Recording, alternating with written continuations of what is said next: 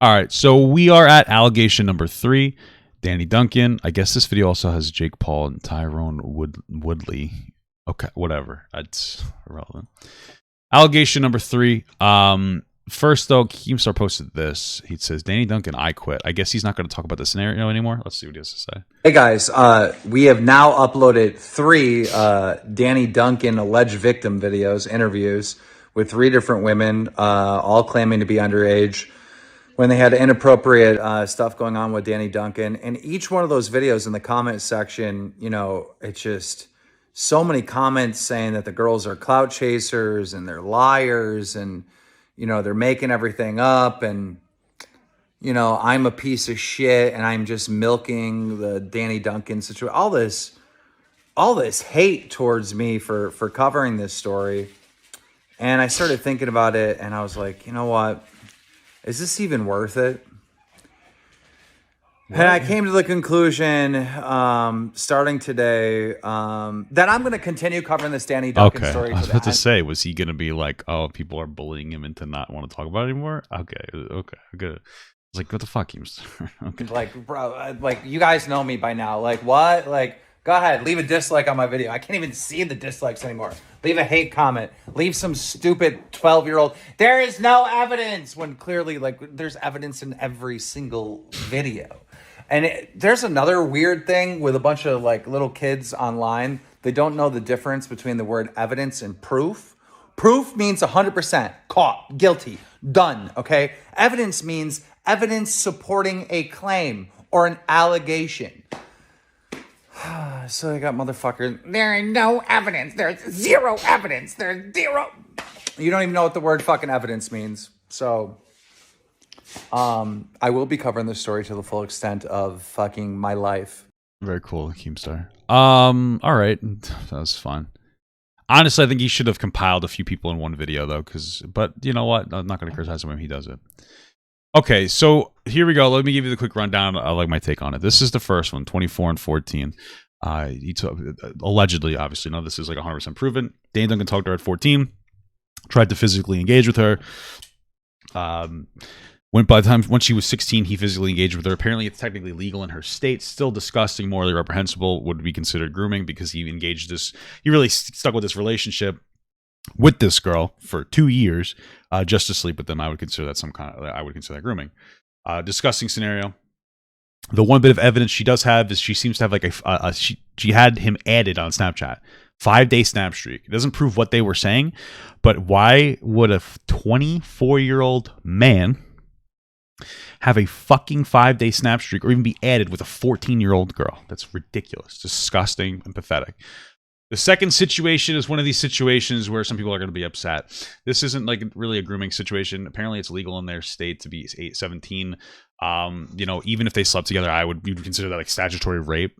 Grooming is like a deep, methodical, manipulative tactic. Sleeping with an underage person isn't the same as grooming them. It's still a bad thing, but like we need to use the words the way that they're supposed to be used. This one, they met at a concert. She threw his bra on stage, and then he was like, "Oh, let me get your Snapchat," and then they apparently sexted a little bit, and that's pretty much all that came out of that one. Still gross. It does show a pattern that he'll go after his fans. This one is inappropriate. I wouldn't call this one like morally reprehensible. Like this one, I think Danny Duncan. Like, listen, we're gonna use the word cancel. This is a deplatforming charge to me if it's true. This first one, even just with the having a 14-year-old as a friend, that is already enough for me, honestly, to be like, yeah, this is like something that would be deplatforming personally. This one is one of those things where like, yeah, this is inappropriate. You could probably move on from it. Now we have a 14, a 24 and a 17 one. Like, you know, it's not going to come off as people like this is one of those things, and like I think this is inappropriate. Let me give you a little anecdote because I talked to my wife about this before. If I had a 25-year-old son who brought a 17-year-old girl home, I would beat the shit out of him in front of the 17-year-old, call her parents and tell her to never come back or engage with my son again because he's a fucking dumb piece of shit that needs to grow up. If my 17-year-old daughter ever brought home a 25-year-old, we would call his parents and they would come pick him up from the hospital. You understand what I'm saying? It's not appropriate and it's gross. right? But since it's not illegal, we wouldn't call it the most morally reprehensible thing. We have to make reasonable assumptions that people would follow the law if the law was changed. Most people would, though. Danny Duncan, I don't really necessarily know with the first allegations. Not that I would still want to say I would like to see more like very inappropriate ones like the first one, because I wouldn't like to. But I don't think that these necessarily lend positively just on ages alone to the conversation in a way that makes him seem like a predator. I think a lot of people are going to look at these two and go, well, that's not that bad, even if it's a little gross. So, like, I think you guys are just fudging it. And what happens is that these two stories, and I've seen it before 100 times, these two stories overpower the initial story, which I think is credible, and I think is like the main story that really shows to me that Danny's a disgusting piece of shit. That's where I would come from more than anything else. But let's watch the video, because it's not just about the age gap. He might do something in particular that's very shitty manipulative. What's up, Clay? Wife's running around. What is up, Troubler Nation? I'm your host, Killer Keemstar. Let's get right into the news. I do want to say though, like I'll give him Keemstar credit. He seems to be invested in this situation and like at least fighting, doing the right thing, you know. Alleged victim number 3. Like he's talking about him in the right way. He's asking the right questions. You know. Still in this Danny Duncan stuff, are we ever going to end? Women just keep reaching out to us, and it's not just a claim, they filed a police report. But That's before good. we get to that story, we need to talk about the big fight. No, goddamn it, Keemstar, you son of a bitch. I'm just gonna get okay. Main story, the Danny Duncan saga continues. Roll it. Ladies and gentlemen, we have Diana on the line, alleged victim number 3. You know, ever since we started covering this Danny Duncan story, so many women have reached out to us. It's just unbelievable. Why exactly, Diana, did you reach out to us? It was really encouraging to see Eva come out and share her story. And for me, it was personally extremely tormenting to continue seeing Danny have the platform that he has, even though he's a P-word and doesn't deserve access to any minors at all. Now, the way I understand it is you were in high school, you were a senior in high school, you liked a tweet or an Instagram post or something, and then Danny Duncan reaches out to you. Is that correct? Yeah, I replied to one of his tweets saying, "What have you been up to?" Because he tweeted something really weird. And I guess he went through my pictures, found my Snapchat, added me, and immediately sent me a snap, which I thought was like, I don't know, I really thought he was trolling. So you start talking to him on Snap. How long until it's, you know? Well, first of all, I immediately told him that I was 17 because at the time I was a fan and I thought he should know. And he played it off as, oh, I just want to be friends. So maybe for a week or two before he started asking for pictures and sending some himself. And so you're sending pictures, he's sending pictures. It sounds like every other story. What's a little different in your case? Well, not different than the first one, but you actually live in LA. And at the time, Danny was in LA, correct? Yeah, he had just moved to LA. And in his first apartment, he had me skip school so that I could meet him for the first time. So I was a minor. He was well aware that I was a minor, and I was skipping high school to go see him. And the two of you hooked up? He tried to engage in. Yeah. Sorry. But it hurt too much. And then after he asked for me to perform oral, not once but twice, and he finished both times, which I thought was really interesting. So you're 17. All right. How old is Danny Duncan at the time? He's 7 years older than me. So he must have been 24. And like, it wasn't even like 3 minutes that I was in his apartment before he started kissing me. Okay. So that's, if the story you're saying is true, that is illegal. All right. In the state of California, age of consent is 18. And regardless, just like all these other cases. Well, yeah, for sure. It could be statutory rape. I would want to bring, listen, charge this fucking guy on it. Jesus Christ. What I would want to say is that, like, I say it all the time about California because it's, like, really unfortunate. Unfortunately, in California, it's up to the judge's discretion whether to consider that, like, a sexual abuse in some capacity. That's the thing. It's up to 10 years. So if you're between 14 and 17 and you engage with somebody upwards of 10 years older than you, it's up to the judge's discretion. So that's kind of fucked up. You know, cases, it doesn't matter if you're sending pictures back and forth with anyone under the age of 18. That's against the law. Have you filed a police report? Yes, I did. That's good. Another thing too is even if it's legal age of consent, this is just so you guys know, parents can still press charges in some capacity, which is a good thing. I don't know. I filed the police report July 1st of this year. July 1st, 2021, this year, you filed a police report. Now, have you heard anything from that? Because look, here's something I want our viewers to understand. Every woman that we've interviewed in reference to this Danny Duncan story has claimed that they filed a police report. So there's a lot of pushback online. And of course, that's a given with how popular Danny is. Clout chasing and this and that. I feel like if someone's willing to go lie to the police, which I believe is a crime, filing a false police report is a crime. If someone's willing to do that, I feel like they should be heard. People should pay attention if they're willing to file a police report. Yeah, and it's already scary. He's really talking to like these fucking Danny Duncan fans, because these motherfuckers are real pieces of shit. Like they will not stop and like listen to like these credible these situations in general. Whether you think they're credible or not, they won't even listen to them. They'll be like, no, I don't care. Like he couldn't have done it because I love Danny Duncan. He's just a good guy. He just could have done it. It's as is coming out against an abuser that has a lot of power. So I would just encourage people to stop victim blaming, and if they want to be P-word sympathizers, a P-word apologist, and I don't know if I'd call him a pedophile. Just in the definition. Like I mean, listen, I think he should get hit with like statutory rape for sure. Would I call him a pedophile though? I just feel like that. Like I don't know if I would consider like a 17-year-old to be in the realm of like where you do like. Wow. Maybe I'm wrong. Who really cares? But you get my point. That's up to them, but like to leave people alone because it's already harmful and scary enough. Like it's shitty, especially because they're his fans. They're in fucking high school. Like you got a guy that has like a lot of power. You know what I mean? Like it's shitty to go after these young girls because of course the younger girls are gonna like want to go back after him in the first place. They're like, wow, look at this guy. He's so cool. So he knows it's like right in the bag. He could just go for it and then he could just dump it afterwards. And then they'll get older and go like, yeah, this was actually shitty. What the fuck? That's usually what ends up happening in general. So it's really shitty and scummy of this guy in general. Yeah, so I think, I guess pedophile is like attracted to people upwards of age like 10 to 13. Yeah, I really wouldn't call him like a pedophile. I would say like, yeah, but it's still disgusting. So what are the next steps? You have. I don't know. Maybe I don't know, but we got to draw the line somewhere. Well, that's why I keep saying like statutory rape. Perfect. I think that's great. That's a great spot to do. There might even be more, like depending on if the parents press charges, like endangerment of a minor or something. I'm not like that's what I'm telling you. Predatory, yeah, I would say that. I think that's very reasonable because he's going after his fans like reckless abandon. He doesn't really care. I think that regardless of the specifics, because we're obviously engaging in a nuanced conversation here, like it takes a real bold, stupid motherfucker to go after a 17-year-old when you're like 24.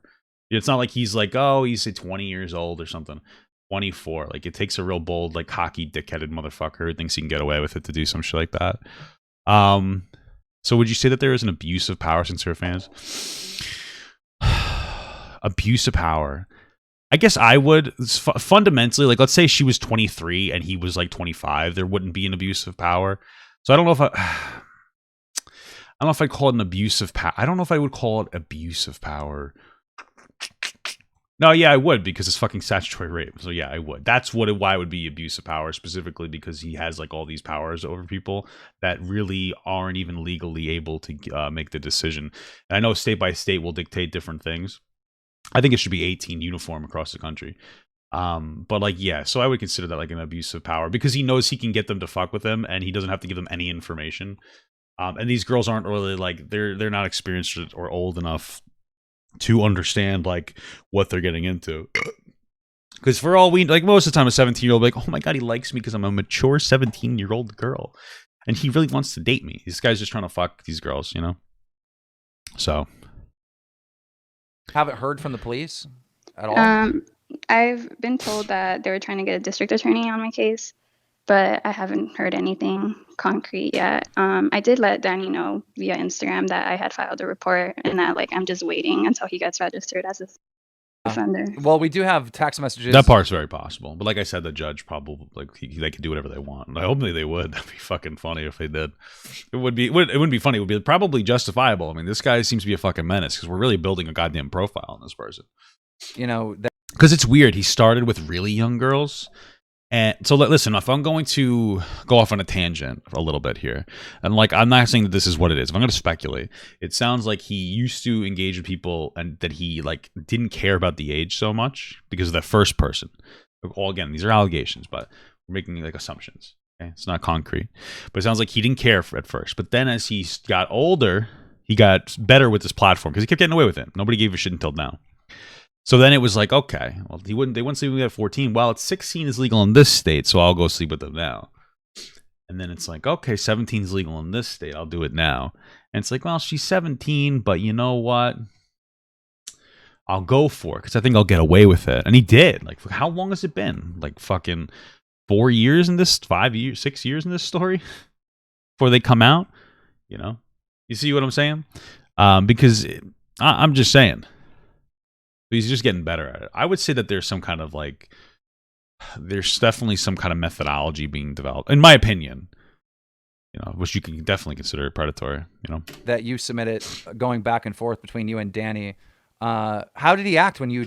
Yeah, but it's so much more than that.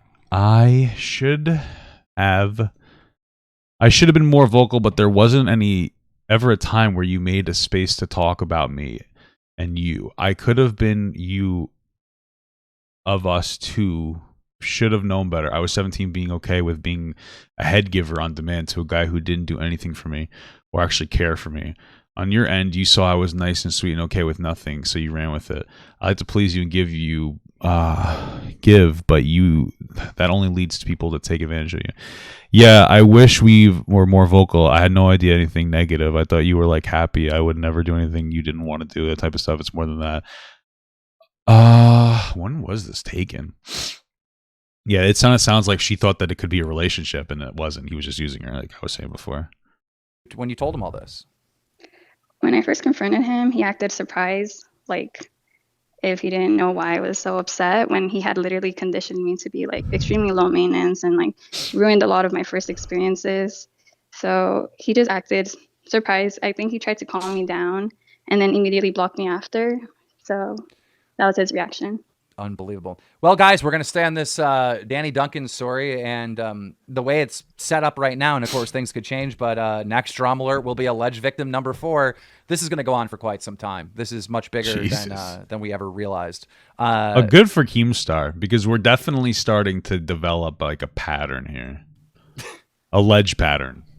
Yeah. I don't even know how to end this. I would urge Danny to respond as soon as possible if he's... Listen, if I was his lawyer, I would urge him not to respond. Has anything to say. I doubt he's going to say anything. But well, that's why I'm just saying myself. What can he say? You know, like nothing. He's guilty. Ladies and gentlemen, we're going to have to leave it right there. Let me know what you think down in the comment section. If you want to keep up to date on this Danny Duncan story and the other stories we're covering, make sure you're subscribed with those notifications on. Okay, let's hear some of these comments. I'm starting to think Danny's whole Virginia Rocks thing had a different meaning. Yeah, maybe. Keem really just said if someone's willing to lie to the police, they should be heard. Okay. Keem, what he was trying to say is if they're willing to go to the police and potentially be deemed a liar legally and hit with defamation, that they're probably credible. That's literally all that Keem was saying.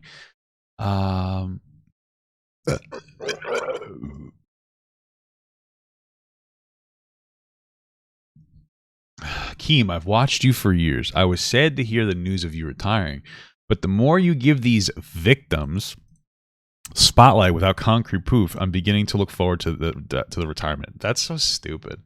Like, listen, Keemstar, I think, is doing actually a very good job. He's showing the evidence and he's remaining reasonably skeptical of the situation. I think that's a good way to operate with this. He's giving them, these potential victims, potential survivors, you'd say, a chance to speak their truth. Like, okay. And then, he's not pushing a narrative. It's actually very professional from Keemstar. Maybe he's making a point about how dislikes are necessary. Okay. It's hard to believe these when everyone wants to do it when he's under fire. It's crazy how she had no proof, just a pic from Snapchat that anyone can fake.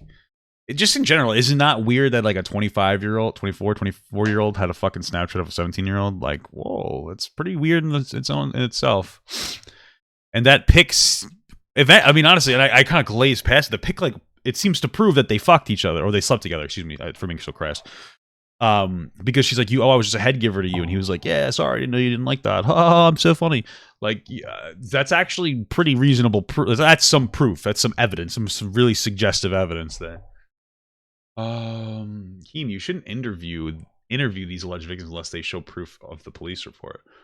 They seem to have some decent. This is so crazy.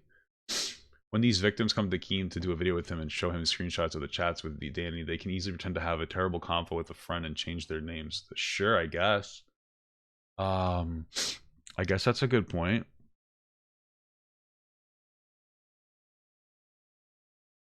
I mean, I don't think the other one did that, but I don't know. Listen, man, people are fucking. It seems like some people are being very immature about this. What did we expect? I know a lot of people will be like, "See, Keem, that's the audience you've generated." But, you know, it happens, brother. Sometimes it just happens. You generate dickheads. So, you know, very sussy, yeah.